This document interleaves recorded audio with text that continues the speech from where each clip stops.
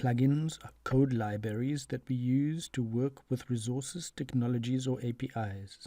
They work like references in Visual Studio and allow us to use pre-written code in our Linx solutions. When we click the Add Plugins button in the Linx Designer, we can see the list of available plugins.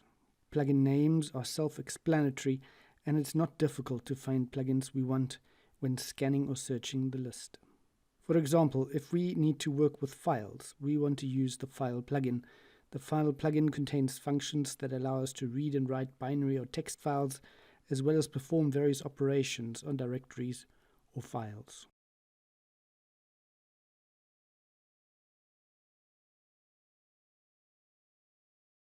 If we want to work with the Google Sheets API, we need to add the Google Sheet plugin. This plugin gives us functionality to work with every Google Sheet API endpoint.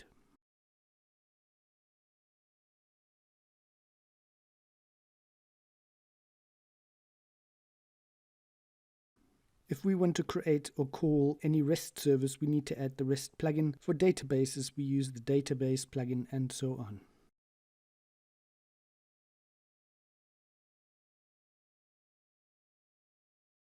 The Linx and Utilities plugins are added to all solutions by default. They contain all the basic types and functions we use in every solution we build. We can use functions and types by dragging them into sequences in the central working area.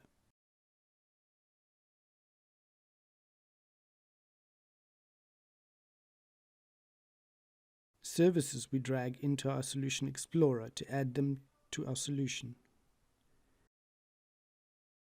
When a new version of a plugin is released, we can update it by clicking the link next to the plugin in the Linx Designer.